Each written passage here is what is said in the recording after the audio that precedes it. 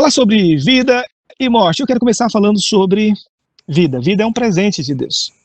Eu não sei até onde você entende esse presente especial. Ele vem com um embrulho. É um presente com um embrulho que só pode ser aberto e descoberto à medida que realmente a gente encontra o dono ou aquele que nos presenteou.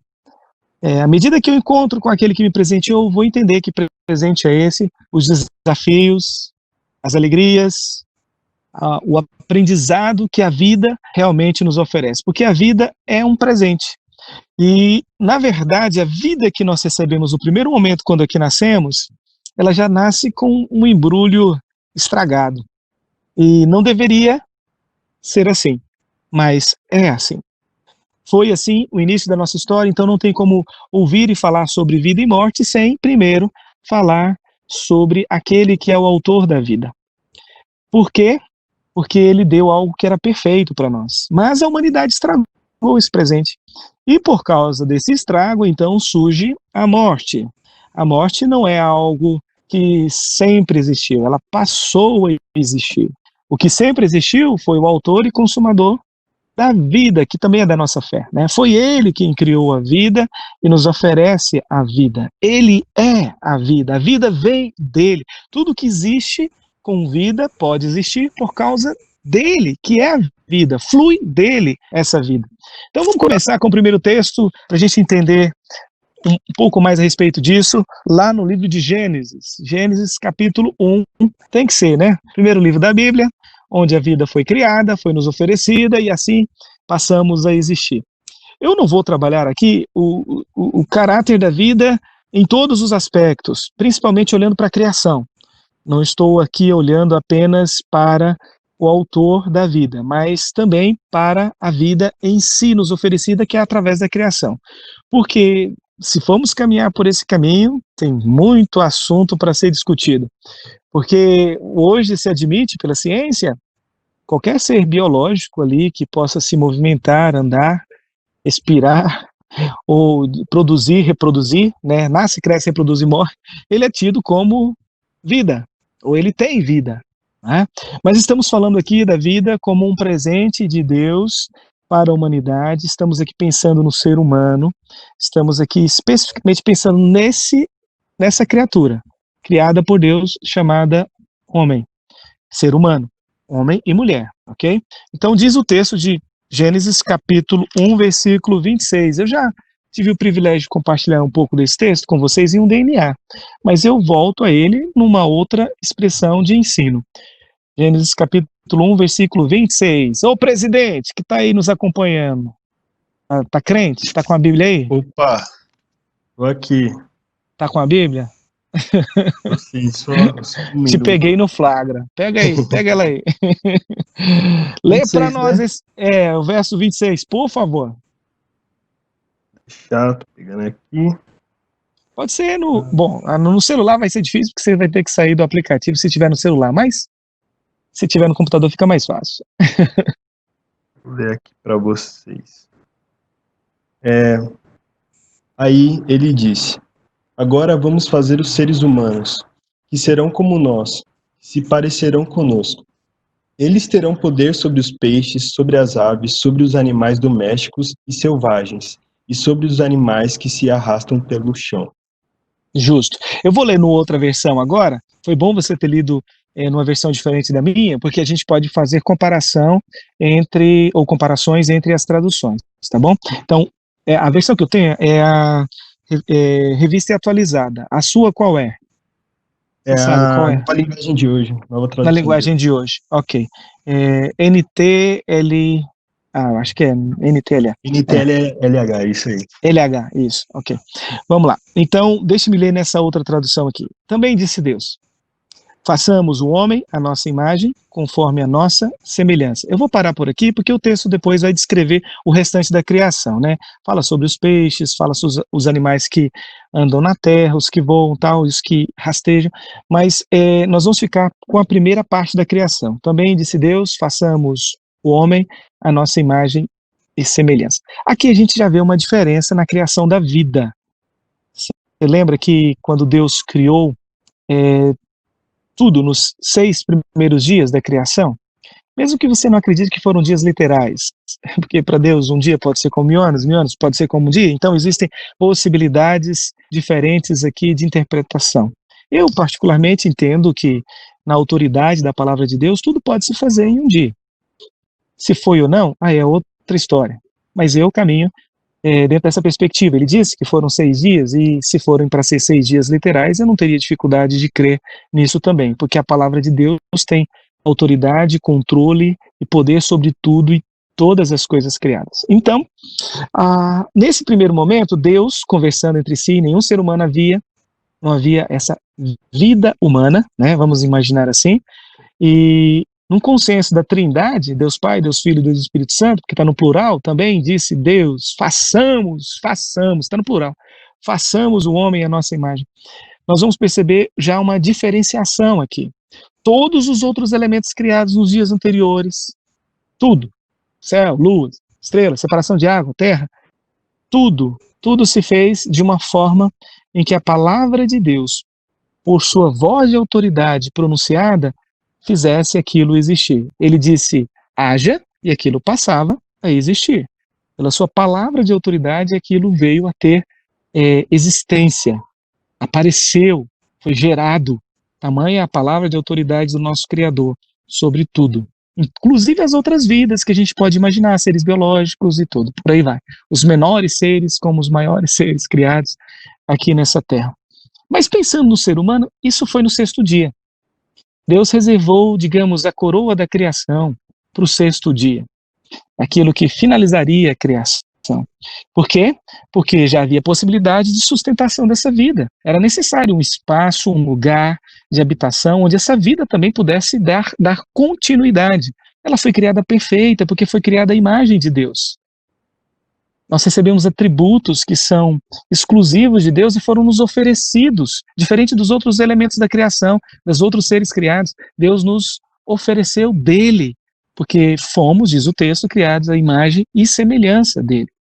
É claro que não podemos dizer que é apenas uma imagem física, talvez em comparação com Cristo, sim, o perfeito segundo Adão, ou o primeiro perfeito em todos os seus atributos, ele também teve formação humana, características humanas, físicas. Então, se for para comparar em termos de semelhança, talvez fosse com a semelhança do Deus Filho, humanamente falando, mas eu entendo que esse texto está falando de uma imagem e semelhança que vai além de atributos físicos, porque Deus, ele é espírito, ele transcende a forma física. Então ele nos oferece aquilo que ele tem e que nenhum outro ser tem na criação, e foi dado a vida a você e a mim. A capacidade de amar, de ser justo, honesto, verdadeiro, íntegro. Aqueles dons do Espírito, lembra? Que são lembrados para nós no Novo Testamento, foram nos oferecidos também na criação, na geração da vida. Mas o fruto do Espírito é amor, paz, alegria, longanimidade, benignidade, mansidão, domínio próprio. Tudo isso Deus nos ofereceu. Isso faz parte da vida criada à imagem e semelhança de Deus. Mas você concorda comigo que, acredito que vocês concordam comigo, que a gente não vê esses elementos vibrantes o tempo todo, refletindo a imagem e semelhança de Deus nesse mundo cheio de homens que, na verdade, negam a própria imagem e semelhança de Deus. Fazem o contrário.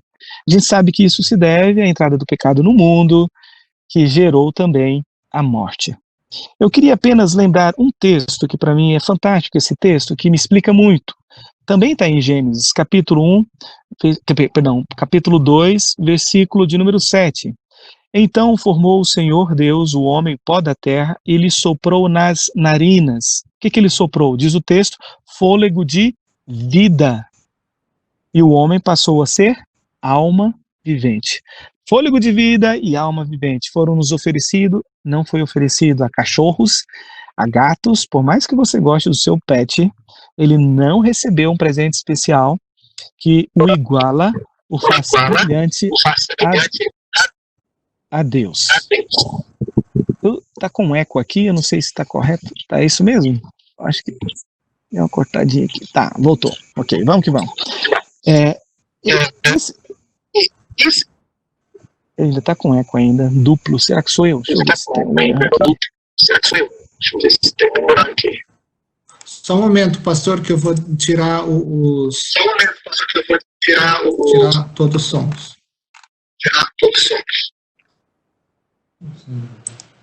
Ok, pode continuar, pastor. Voltei com o meu som aqui. Muito bem. O que eu entendo, quando a gente lê esse texto... Oi, pessoal, se alguém tiver com o microfone...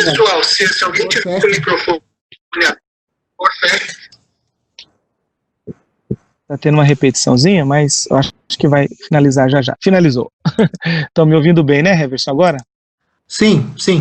Ok, então vamos que vamos. Esse texto de Gênesis capítulo 2, verso de número 7, fala da diferença da criação do ser humano para o restante da criação, porque Deus vai soprar, e a palavra no hebraico, para esse sopro de vida, para esse fôlego de vida, é justamente essa. Ele é ruá. Ruá significa que Deus está dando dele mesmo. A própria vida está gerando uma vida diferente, a sua semelhança. Os outros elementos criados foram dados pela sua palavra de autoridade. O ser humano recebeu dele. Ele não disse, haja homem. Ele foi lá do pó da terra, formou e soprou fôlego de vida. Deu dele, para que pudéssemos entender a vida como coroa dessa criação, né? É a cereja do bolo final da criação, estamos nós lá. Eu sei que muita gente olha para isso, às vezes até com orgulho, então a gente pode dominar sobre tudo e todos. Sim, essa é uma ordem, sujeição, domínio, controle, em harmonia e não em desordem. O problema é que a gente, por causa do pecado, não consegue viver essa ordem da maneira como ela foi ordenada sobre as nossas vidas. E a gente destrói, e a gente consome, e a gente, ao invés de cuidar e deixar sujeito de forma administrativamente positiva, a gente acaba levando para a última etapa, que é aquela que a desobediência gera em nós. Tem um texto, e eu vou terminar com ele, porque senão não dá tempo para a gente perguntar também, mas vamos que vamos. Esse texto fala justamente da existência da morte. Quando Deus criou, não havia morte, havia vida, e vida é abundância. O lugar era perfeito, era um jardim, especialmente, não só um jardim, mas toda uma localidade criada nesse mundo existente, muito perfeita. Com a entrada do pecado no mundo, veio a desordem, a queda, aquilo que a gente chama na teologia de queda. A queda trouxe corrupção, destruição. E um texto que nos lembra muito isso é porque o salário do pecado é a morte. Se a gente trabalha pela desobediência, se a gente vive rebelde em relação a Deus, se a gente não vive a razão pela qual nós somos criados, indiferentes ao Criador, por causa dos nossos próprios desejos e vontades, então, naturalmente, a gente vai colher aquilo que a gente está plantando. E a Bíblia diz, é a morte. Morte, ela tem um caráter de separação. Ela não só é um caráter de degradação física. Lembra lá em Gênesis? A ordem dada para para Adão e Eva era uma só. A ordem é, se comeres do fruto da árvore que eu te ordenei para não comer, certamente, do fruto da árvore do conhecimento do mal, certamente morrerás. Né? Se comer dessa árvore, vai morrer. Adão morreu com quantos anos? Vamos lá, meu presidente que está aí nos acompanhando. Com quantos anos Adão morreu? E agora, hein? Essa é uma pergunta decisiva. Já que vamos fazer pergunta... Essa é difícil. É difícil, fica tranquilo. Nem todo mundo sabe dizer exatamente com quantos anos Adão morreu, mas está escrito lá. 930? Olha, o Heverson quer ajudar. Foi 490. Não, foi mais. O nosso presidente está chegando perto. 900 e alguma coisa. 30 anos. Vou deixar lá. Vou deixar por curiosidade. Para matar depois a curiosidade, faça uma enquete, um quiz, só para descobrir com quantos anos. Está escrito lá, mas foi mais de 900 anos, ok? Mais de 900 anos. Espera lá. Ele desobedeceu a Deus, foi retirado do jardim e não morreu imediatamente? Deus não falou que certamente ele morreria? Por que ele levou 900 anos para morrer? Não era consequência da desobediência, da rebeldia, do pecado? De não querer confiar e viver na perfeição de Deus para viver segundo os desejos do seu coração? Desejo de independência? Por que ele não morreu? Bom, Deus Deus estendeu os anos de vida. Deus concedeu a ele mais tempo nessa terra para que os seus próprios planos, os planos de Deus, jamais fossem frustrados. A vontade de Deus, ela sempre será executada na vida da criação. Tem um retorno aqui, mas alguém já desligou. Ok. Eu estou desligando. Tá bom.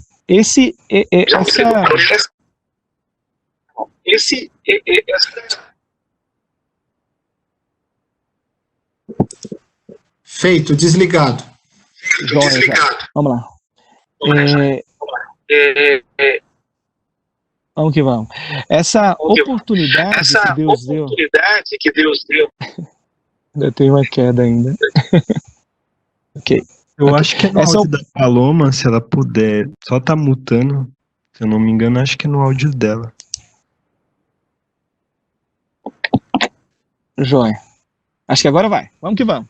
Sem repetição. 999. Estão chutando ali nos comentários. Procurem lá depois. Logo tem Gênesis. Mas vamos que vamos. O fato é que os anos foram estendidos para Adão para que o projeto de Deus sempre fosse executado, visualizado, percebido na história de toda a criação. Deus, tudo que criava, à medida que criava durante aqueles 6 dias, ele dizia assim, no final do texto de Gênesis capítulo 1, você vai perceber, tudo que Deus fez é bom, e realmente é. Inclusive a vida. É muito boa aquilo que Deus criou. E não somos nós, com os nossos erros, com a nossa rebeldia, que vamos destruir aquilo que é bom. Deus, em sua infinita sabedoria e vontade, permite que o homem viva por um tempo e a sua palavra se torna verdadeira. Ele vai morrer, sim, por causa dos seus pecados. Até a volta de Cristo isso vai acontecer. Isso cumpre, então, com aquilo que ele disse que faria. Porém, com o alongar dos anos nessa terra, antes da execução da morte, que é essa separação de Deus, vem para nós um grande presente. A oportunidade de vermos um projeto de redenção ser executado ao longo da história. Gênesis 3,15 é a primeira promessa a respeito de Cristo. E ela vai se concretizando à medida que a história do povo do Senhor vai sendo narrada em todas as Escrituras. Alguns profetas se levantam, anunciam a vinda dele, e esse plano vai se cumprir. Ele vem para resgatar aquilo que nós perdemos. Nós conquistamos com o melhor que nós podemos fazer, a morte. Os nossos pecados nos deram a morte, que é a separação de Deus. Cristo vem para resgatar aquilo que nós perdemos, que é a vida. E a vida dada por Deus, eu acredito, sempre será eterna. Sempre. Mesmo quando você enfrenta a morte. Depois que você morrendo em Cristo, ou depois que você morre, morrendo em Cristo, você tem a possibilidade de continuar vivendo eternamente. Foi isso que Cristo fez por nós. Resgatou para que a morte pudesse não ser o fim. Na verdade, para nós hoje, ela é uma transição para uma vida eterna e abundante. Até a vinda de Cristo, é claro. E para aqueles que morrem sem Cristo? Bom, eles deixam de existir? Também não. Essa é uma triste realidade, ela precisa ser compartilhada, e eu acredito que ela seja verdadeira. A Bíblia deixa diversos versos falando a respeito disso, que quando morre sem Cristo, ele continua vivendo, mas agora uma morte eterna, terrível, de sofrimento. A vida foi criada, vinda de Deus, a sua imagem e semelhança, e nós recebemos também eternidade na vida. Seja para estar com Deus, seja para estar sem Deus. Ela é eterna. Uma nós chamamos de vida eterna, outra a gente chama de morte eterna. Mas é vida com Deus no céu, sem Deus no inferno. Por quê? Porque ela foi criada à imagem e semelhança de Deus e tudo que Deus fez é muito bom.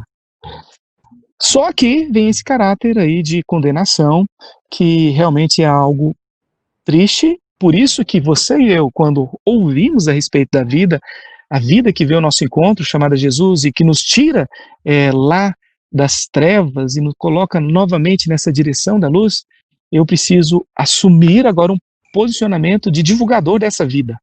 A única oportunidade, o único caminho e a vida realmente sem fim, que é Jesus. para que muitos outros, à semelhança do que Cristo fez por mim, possam também entenderem o valor dessa vida e se submeter, render e viver para a devoção e exclusividade dessa vida que é Jesus.